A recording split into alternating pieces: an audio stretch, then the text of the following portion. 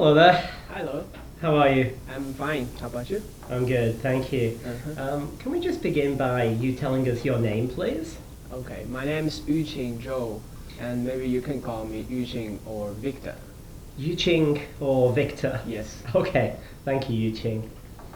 We're just going to begin by introducing ourselves to you for a minute.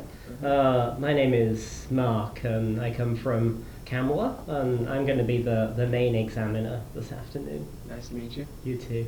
And I'm Carol. I'm from the Mechanical Engineering Department, and I'm the faculty examiner. I'm Anthony. I'm a junior evaluator. Nice to meet you. So Yuqing, just to begin with, I'd just like to explain the main stages of this test today. The test will take between 10 and 15 minutes. There are 4 stages. This is the first stage where we just get a little bit of background information from you. It's just a short conversation. In part 2, you're going to give us a teaching demonstration of a subject of your choice, and we will ask you a few questions during your demonstration.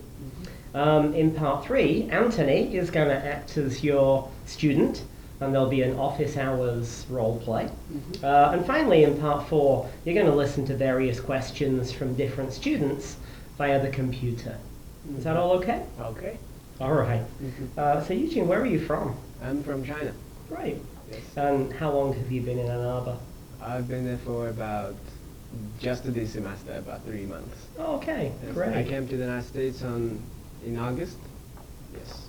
Good. So why did you choose the University of Michigan?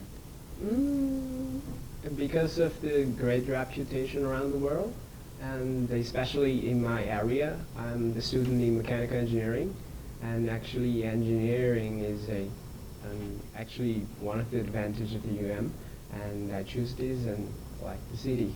Yeah. Good. If you have the opportunity to be a GSI, which class would you be interested in teaching? I will be interested in ME 250. Which is a entry-level mechanical engineering courses for undergraduates called design and manufacturing. Sounds interesting. Why do you like mechanical engineering? When I was young, I just like to do something practically, and I do learn physics and chemistry in high school, and actually in China we do separate. Like if you're going to choose literature or something like that, or you're going to choose the engineering science. So according to my childhood interests, I just choose that in my high school, and gradually I become the engineering student, and I like it very much. Yeah, that makes sense. Right, thank you very much. I think we're going to move on to stage 2, and we'd very much like to hear your teaching demonstration. You have approximately 5 minutes to teach us a subject of your choice. Please feel free to use the whiteboard behind you if you would like to, and probably during your demonstration we will ask you 1 or 2 questions as well. Okay. Thank you.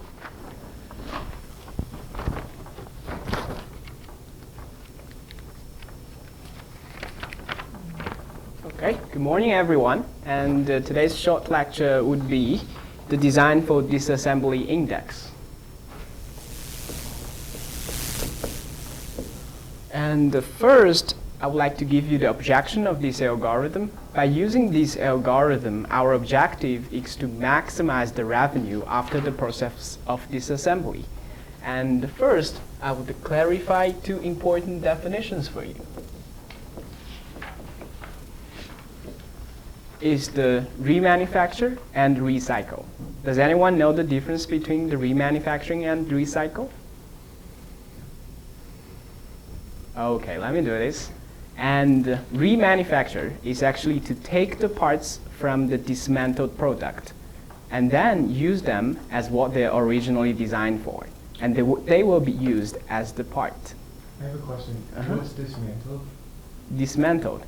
Actually, dismantled is actually another expression for disassembly. That means in mechanical engineering, we do have assemble and disassemble. To assemble is actually to put the parts together into a product, and to disassemble is to put things separately. That is disassemble. And actually what you ask is actually the process of disassemble. So That means after that process, we will get the separate parts. What type of products are typically disassembled for remanufacture? It's according to what kind of applications you're going to have. Actually, this is just a basic algorithm for all the products. We can use them for different Can you applications. give me an example of one? Okay, let me think about it. For example, if you're going to have a clock, okay, and after you use this, you're going to disassemble this for the purpose of getting some revenue or some environmental concerns. And we know that we have the panel of the clock. Maybe that part can be used as a raw material. However, we also have some gearbox. If we are not going to disassemble the gearbox, and that gearbox will be used as the remanufactured part, that means they will be used as what they are originally designed for. And that is example about this, okay? Okay, let's move on and clarify the second definition is the recycle. What is recycle? Different from the remanufacture, recycle is to take the parts from the dismantled product and use them as the raw material. For example, plastic, steel, and rubber are some common raw materials we're going to use. Okay. And after the first definition of the two important things, we're going to go on and give you an overview of the algorithm.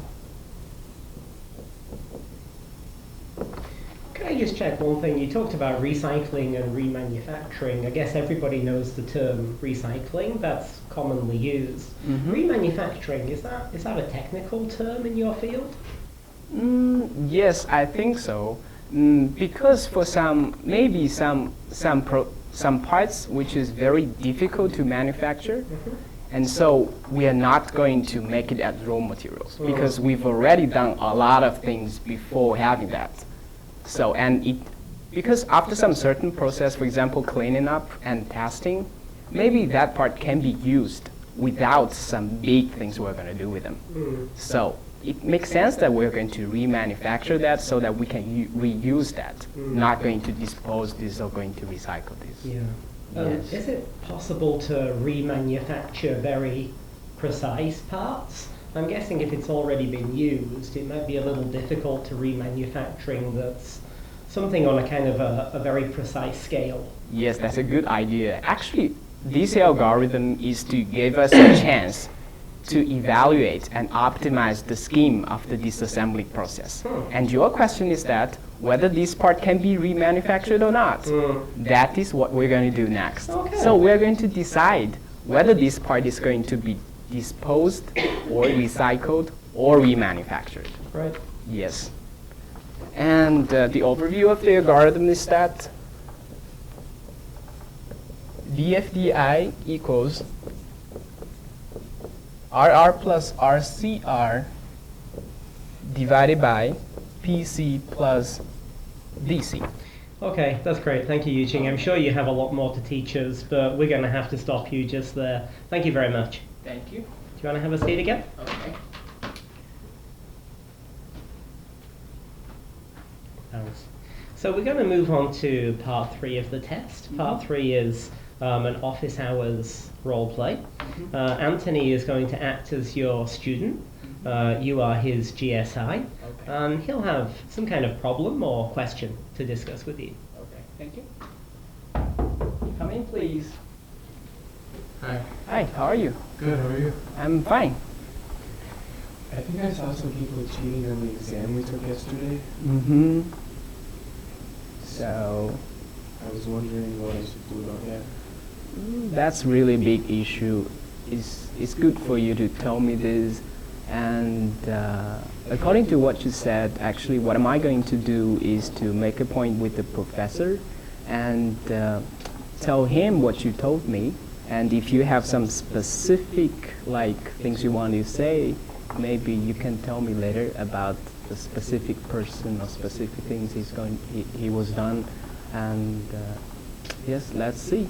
And if the things become bigger, I think we can also contact the university and ask for some policy issues. So I don't have to do anything else? Actually, I want to demonstrate that our course will be fair for you. And the things you told me is really important. And I'm sure that we will give you a clarification about this. Just make sure that. Okay. Okay? Thank you. Okay, thank you. Great. Thank you very much, Yu-Ching. So let's go to the final part of the test, part 4, where you're going to hear 5 different questions from students via the computer. Okay. To start with, there will be an introduction to this part of the test, which will explain the directions for you. After that, you just give your answers directly to the screen. Okay. Is that okay? Okay. All right.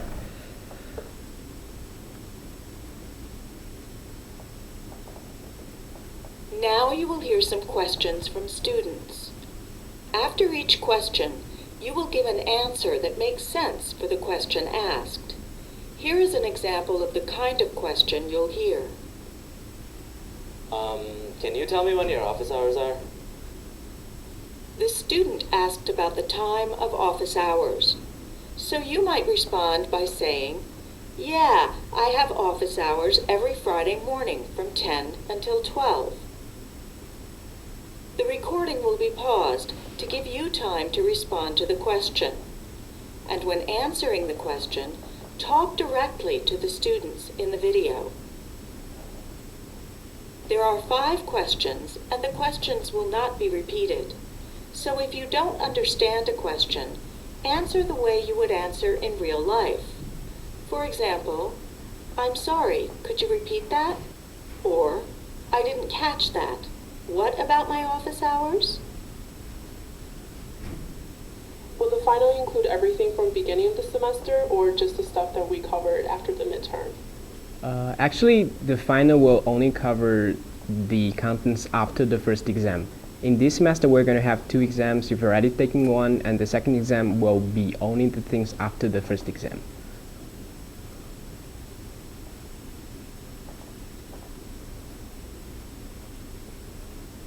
So, about the first quiz, I have a job interview that day. That means you're going to have some schedule change about a test. Unfortunately, I think it's not possible for us to change the exam date for you, but if the things is really that, maybe we can make point with the professor. If he think that it's okay for you to have the test at the other time, we can do that.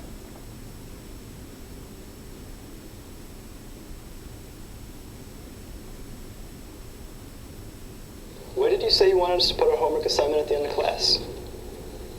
We will post the homework through C-Tools. And if you have any question about homework and what kind of homework we're going to have or where we're going to post the homework, maybe you can have some detailed questions come to my office hour. Thank you.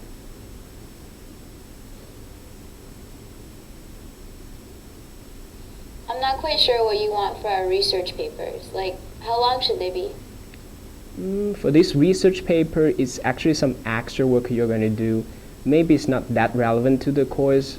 We just wanted you to have some broad view about this. And the limitation of the page would be 5 pages. And we don't have some, you can do it more, but limitation is 5 pages.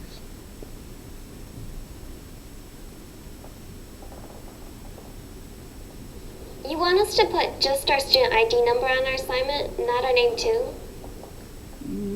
Actually, you can put both your name and ID number, because by putting that on, that's easier for us to have your assignment graded.